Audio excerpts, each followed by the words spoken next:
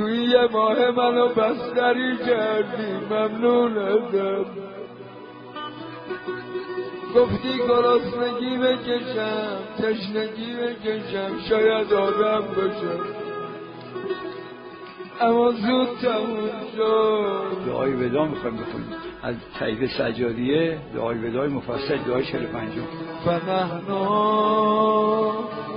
مودعون وداع من از فراقه علینا.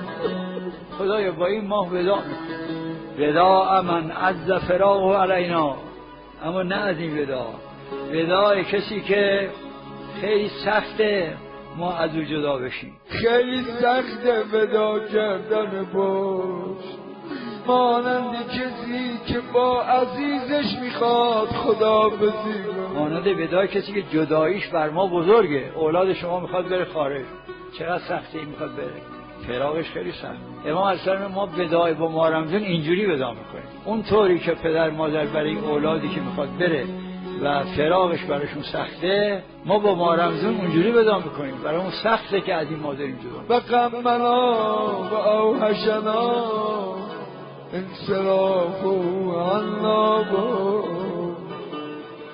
و غمنا قصه دارم. واقعا هم سخت. خوشحال اونه که بفهمن که وداع با ماه رمضان، خداحافظی با ماه رمضان مشکله. و غمنا و اوحشنا، وداع کسی که ما رو به غم و غصه انداخته و وحشت داره، انحصراف عنا، ما الان وحشت داریم که این ماه میخواد از دست ما بره. وحشت دارم باش خدا بزی کنم، نمیدونیم تا سال دیگه زنده ایم یا نه. غصه بالاتر این که نمیدونیم ما در این ماه آمرزیده شدیم یا نشدیم، اینم یه غصه.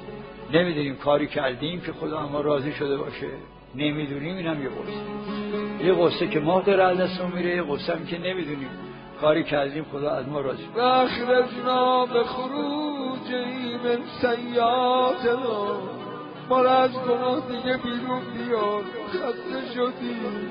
حالا چند تا از سلاما بگم. السلام علیک ما کان اطولک علی المجرمین و یبک فی صدور المؤمنین. السلام علیک ما کان اطولک علی المجرمین، سلام بر توی چقدر طولانی بودی بر روز خورا، برای اونا یه سال گذشت. مجرمین مقصود کسانی که مجرم به این بودن که روزه نه، ولی اونایی که روزه گرفتن پیوه اول ما بودن، چه زود گذشت.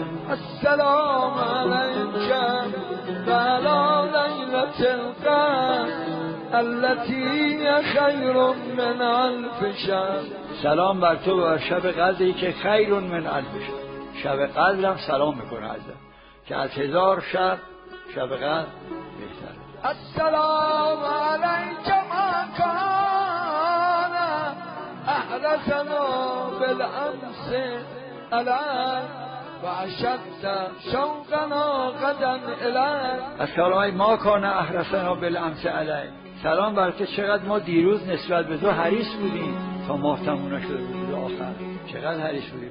و اشد شوقنا غدا الیک، و شوق ما فردا که تو از دستمون میری نسبت به زیاد میشه. تازه قدر ما رمضان کی میفهمیم؟ روز عید فطر. ای که ماه خوبی بود، که ماه خوبی، خوابیدن ثواب عبادت، نفس کشیدن ثواب تسبیح، دعای ابو حمزه، دعای افتتاح، دعای سحر، نماز شب، گریه زاری.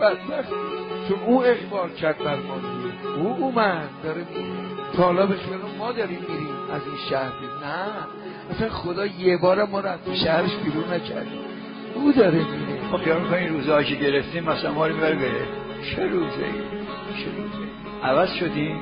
خوش به حالتون. اونایی که عوض شدن فرق کردن با اول ما، ولی اونایی که درجا زدیم، من که خودم مایوسم از خودم، واقعا مایوسم، نمیدونم عوض شده، خودم شک دارم، نمیدونم حالم چطور. خدایا اگه تا امشب ما رو نیامرزی، امشب قلم عفو بر جرایم اعمال ما بکن.